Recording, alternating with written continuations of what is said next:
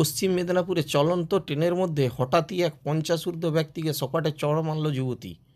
কেন ওই ব্যক্তিকে চড় মারল যুবতী, দেখুন সেই ভিডিও।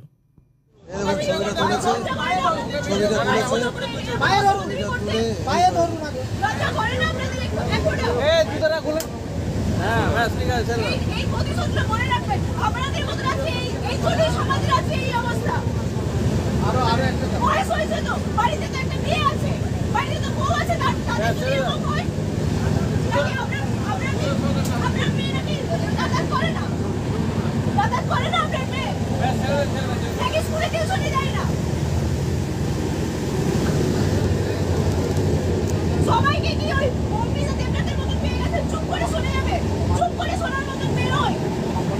কিসের ক্ষমা খুলবেন কেন আপনি?